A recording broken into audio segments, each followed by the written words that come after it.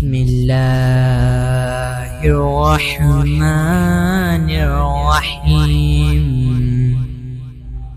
شروع اللہ کے نام سے جو بڑا مہربان نہایت رحم کرنے والا ہے۔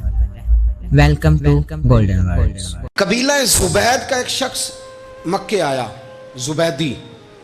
ایک مکے میں منڈی لگتی تھی، اس کا نام تھا حضورہ۔ یہ جو حضورہ منڈی تھی، اس منڈی پر ابو جہل کا قبضہ تھا۔ آج کل تو نہیں قبضہ ہوتا منڈیوں پر کسی کا، حضورہ نامی منڈی پہ نا ابو جہل کا قبضہ تھا۔ اونٹ بڑے خوبصورت تھے، شاندار تھے۔ اس نے کہا میں نے بولی دینی۔ ابو جہل نے اعلان کیا خبردار کوئی بولی نہ دے۔ بڑی دور تھا قبیلہ زبید، وہ آدمی واپس لے جا نہیں سکتا تھا، مجبور ہو گیا۔ ابو جہل کہنے لگا چوتھا حصہ قیمت دوں گا اور اونٹ تمہیں دے کے جانے پڑیں گے، یعنی اگر لاکھ کے ہیں تو 25,000 کے دو۔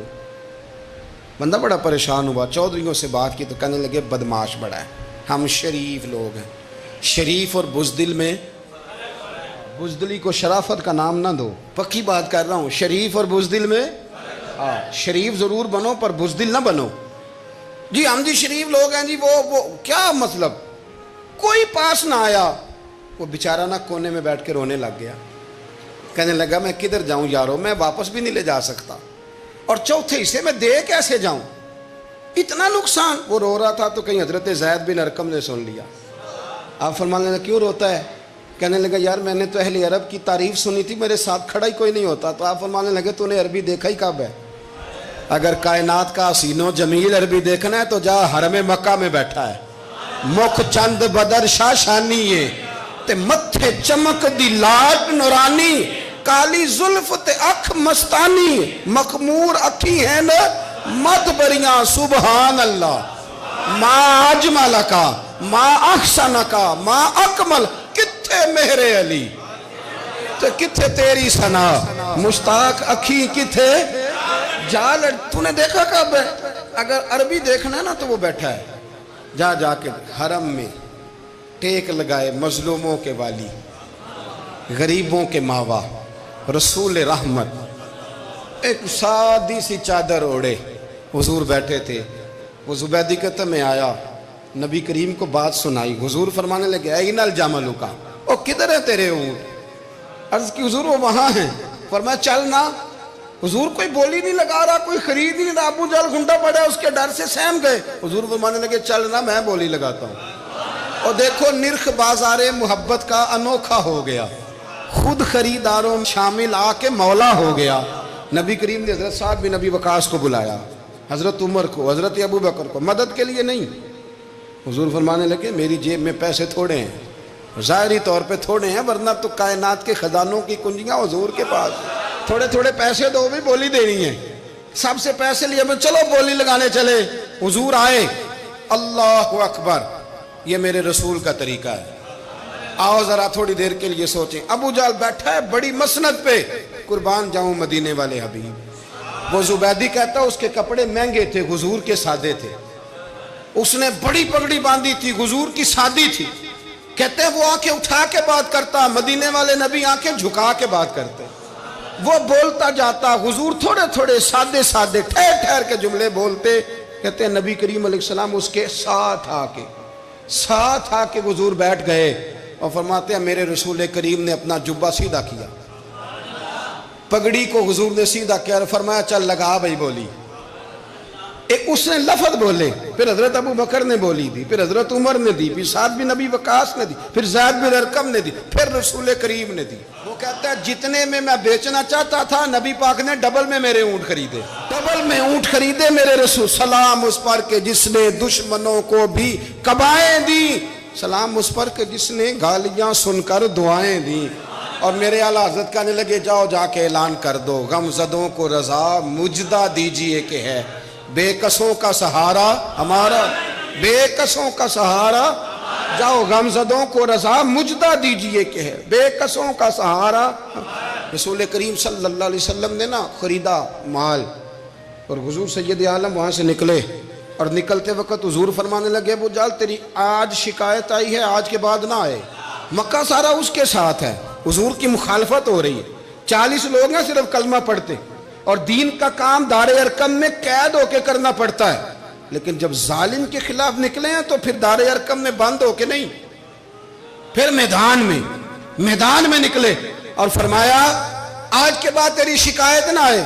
کہنے لگا جی بالکل نہیں آئے گی، میں آپ کو موقع نہیں دوں گا. حضور چلے گئے تو پیچھے سارے کافر اس کے گرد اکٹھے ہو گئے. کہنے لگے ہم پہ تو بڑا روب ڈالتا ہے، اب تجھے کیا ہوا؟ پانی ہو گیا، تو کیا کون سا سانپ سونگ گیا؟ بولا ہی نہیں.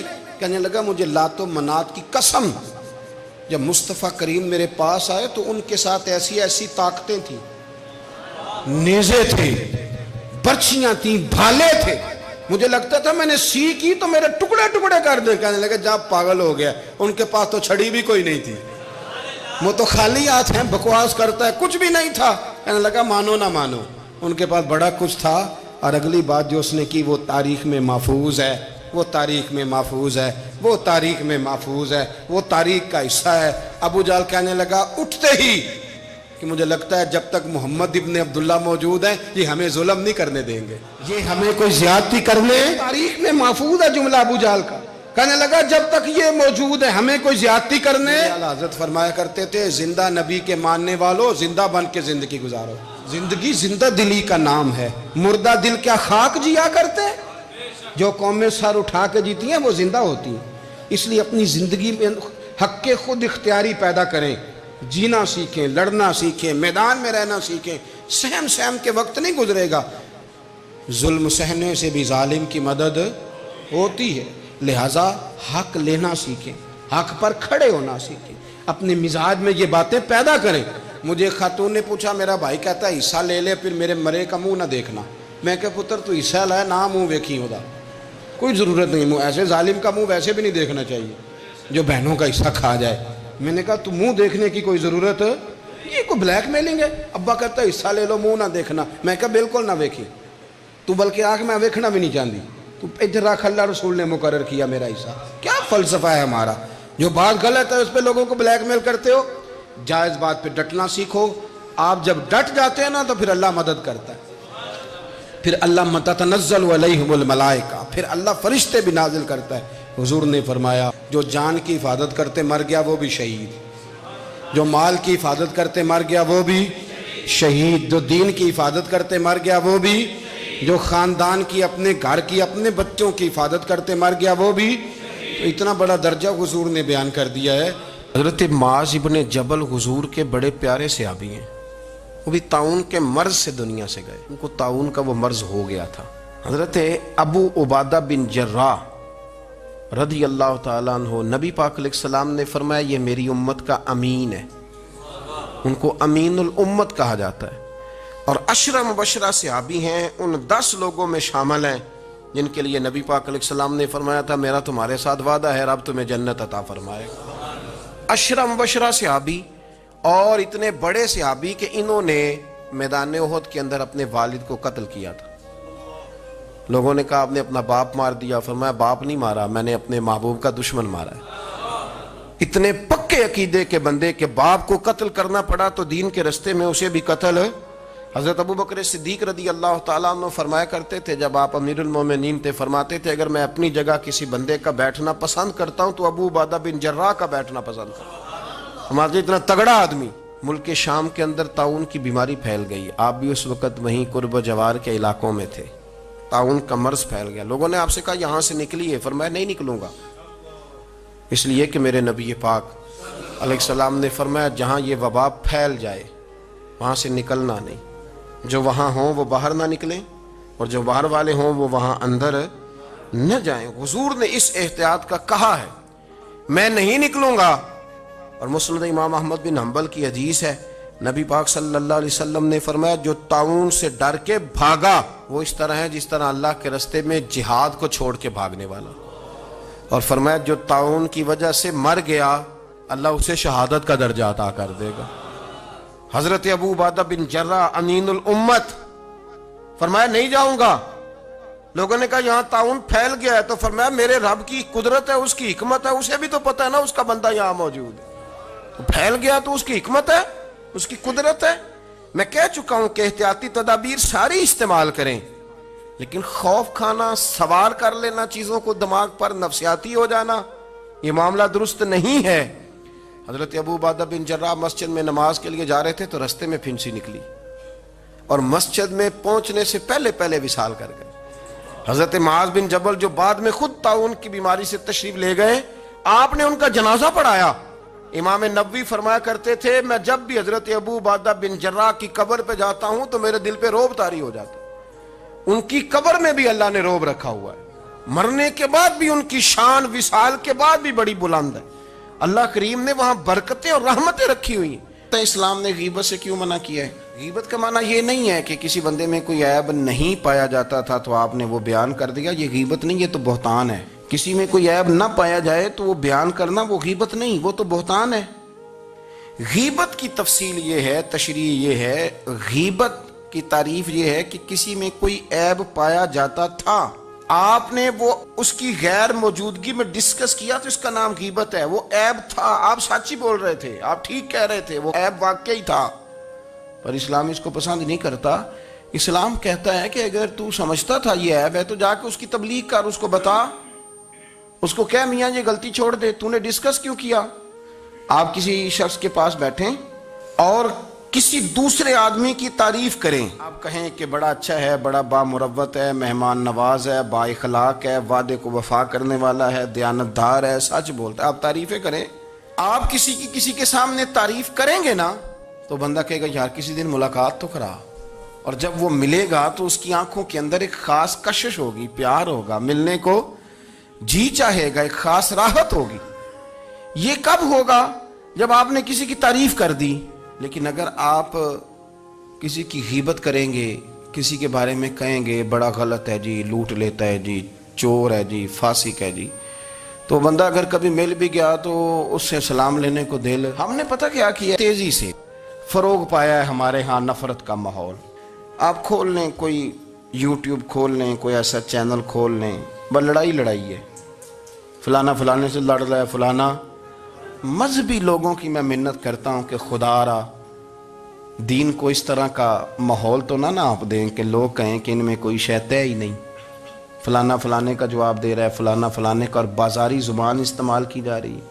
اور ٹھیک ہے مسلمات جو طے تھے لوگوں نے تو ان کو بھی چھیڑنا شروع کر دیا, اور تضحیق کی جاتی ہے, لفظ اس طرح کے اختیار کیے جاتے ہیں جو ویسے ہی وزادار آدمی بولنا پسند نہیں کرتے. کیا آپ اپنی شکل دکھا رہے ہیں کفر کو کہ یہاں نفرت ہی نفرت ہے, اور وہ باتیں جن کو بالکل چھیڑنا نہیں چاہیے تھا ان پر بھی آپ کلام کرتے ہیں. آپ نے کوئی چیز نہیں چھوڑی, اس پر آپ نے بحث نہ کی ہو, الجھایا نہ ہو, میلہ لگا دیا, اللہ جانے کوئی کیا بول رہا ہے. دعوت دین کون دے گا, پیغام حق کون سنائے گا؟ فلانا فلانے کا جواب دے رہا ہے, اور پھر وہ دوسرے کا جواب دے رہا ہے, تیسرا تیسرے پہ تبصرہ کر رہا ہے, چوتھا پانچویں پہ تبصرہ کر رہا ہے. یہ کب تک بات ایسے چلے؟ یہی حال سیاسی لوگوں کا ہے. میرے ملک کا جو نوجوان اب بڑا ہو رہا ہے نا, میں بڑی ذمہ داری سے بتا رہا ہوں, وہ جیسے ہی بڑا ہوتا ہے تو وہ سمجھتا ہے میں ڈاکوؤں کے ملک میں پیدا ہوا ہوں, وہ سمجھتا ہے یہ شاید چوروں کی دھرتی ہے, وہ سمجھتا ہے شاید یہاں سب دھوکے باز ہیں. ہم اس طرح سے نچوڑ کے لوگوں کے دلوں میں نفرت بھری ہے, نچوڑ کے, کہ لوگ سمجھنے لگے اس ملک میں تو کوئی بندہ دیانتدار ہے ہی نہیں, کوئی بندہ اچھا ہے ہی نہیں, کوئی بندہ نیک ہے ہی نہیں. مذاق اڑ. ایک صاحب میرے پاس آئے ہوئے تھے, کہنے لگے پیر صاحب 11 سال ہو گئے پولیس کی نوکری کرتا ہوں, 1 روپیہ رشوت نہیں لی. وہ چلا گیا, میں نے اسے تھپکی دی تو وہ نکلا ہے, تو ایک بندہ کہنے لگا سب انہیں جو ہوتے نہیں نہ سکتا. میں نے کہا یار تو منشی ہے اللہ کی رحمت کا, یہ میرے رسول اللہ کا دین ہے اور قیامت تک لوگ اس پر عمل کریں گے. اس نے 11 سال کا ہے, وہ 40 سال بھی کہتا تو میں ماننے کو تیار ہوں. کیوں کچھی باتیں کرتے ہیں؟ آپ نے تو تباہی کر دی, کوئی بندہ ٹھیک نہیں بچا. ایسے میلہ لگا ہوا ہے, اس دھرتی کو آپ برا کہتے ہیں, اس کو چوروں کی اور ڈکیت کی اور فرار لوگوں کی آپ دھرتی کہتے ہیں. یہ وہ دھرتی ہے جس نے داتا گنج بخش علی حجویری جیسے لوگ رکھے ہوئے ہیں. یہ وہ دھرتی ہے جہاں بابا فرید جیسے لوگ بستے ہیں. کیا بات کرتے ہیں صاحب, یہ اتنے بزرگ ترین لوگ یہاں بستے ہیں اور آپ کیا بات کرتے ہیں؟ دیکھیں میں بالکل ہی غیر سیاسی اور غیر جانبدار رہتا ہوں ملکی معاملات میں, لیکن جس شخص نے پاکستان کو ایٹمی قوت بنانے کے لیے, اب تو بڑی عمارت ہو گئی ہے, غربت میں جس بندے نے کام شروع کیا تھا کہ ایٹمی طاقت بن جائے, اس نے کوئی کام کیا کہ نہیں کیا؟ آپ کو پاورفل بنایا کہ نہیں بنایا؟ کبھی تبصرہ ہوتا ہے اس پر بھی؟ ہمیں لاکھ اختلاف صحیح، ہم بھی بات کرتے ہیں مخالفت میں، لیکن تباہی نہیں اتار دی ہم نے توہین کر کر کے، نفرت پھیلا پھیلا کے۔ اس سے پہلے جو حکومت گئی، ایسا نہیں ہے کہ انہوں نے کوئی کام بھی ایسا نہیں جو اچھا نہ کیا ہو، ایسا نہیں ہے۔ میں ملک بھر میں سفر کرتا رہتا ہوں، میں دیکھتا ہوں بہت ساری جگہیں ایسی ہیں، بہت سارے دیہات ایسے ہیں جس میں بڑے بڑے شاندار روڈ بنائے گئے، کام کیا گیا۔ ان کی 99 خامیاں اپنی جگہ پر، خوبی کا بھی تو ذکر کریں۔ یہی حال اس گورنمنٹ کا ہو رہا ہے، لاٹھ لے کے لوگ ہیں، یہ بھی گندا وہ بھی گندا۔ یہ آپ کس طرح کی بات کر رہے ہیں؟ آپ نے تو ملک کو یہ نام دے دیا ہے کہ یہاں کوئی اچھا انسان بستا ہی نہیں، مولوی ہیں تو سارے برے ہیں، پیر ہیں تو سارے برے ہیں۔ کیا بات کرتے ہیں صاحب؟ یہ میرے رسول اللہ کی قوم ہے، یہ نبی پاک کی امت ہے، اور حضور نے فرمایا میری امت کبھی گمراہی پر جمع نہیں ہوگی۔ یہ نہیں ہو سکتا سارے لوگ ہی غلط ہو جائیں، لیکن ہم نے تباہی اتار دی۔ جس کے ہاتھ میں سپیکر آتا ہے وہ سب کی پگڑیاں اچھالنا ضروری سمجھتا ہے، جس کے ہاتھ میں قلم آتا ہے وہ کہتا ہے چونکہ میں لکھ رہا ہوں تو میں اکیلا ٹھیک ہوں، باقی سارے غلط ہیں۔ محبت کو فروغ دیں، پیار کریں، اخوت کا رنگ دیکھیں۔ حاتم طائی کی بیٹی مجرم بن کے آئی تھی، مجرم بن کے، کلمہ نہیں پڑھتی تھی، اور اس کو سامنے کھڑے کر کے میرے نبی پاک نے فرمایا تیرا باپ کلمہ نہیں پڑھتا تھا پر اس میں عادتیں اچھی پائی جاتی تھیں، اس کی صفات ٹھیک تھیں۔ یعنی حضور تعریف کر رہے ہیں، نبی پاک تعریف، اور ہماری زبان گونگ ہو جاتی ہے تعریف کی دفعہ۔ جو میری بات مان گیا وہ بندہ ٹھیک ہے، اور جس نے میری بات نہیں مانی وہ بندہ درست ہے۔ یہ گونگ ہو جاتا ہے ہمارا مزاج۔ اپنی زندگی میں اچھے الفاظ ادا کریں۔ اگر ویڈیو اچھی لگی ہے تو لائک کریں، پیارا سا کمنٹ کریں، چینل کو سبسکرائب کریں اور اپنے دوستوں کے ساتھ شیئر کریں۔ شکریہ۔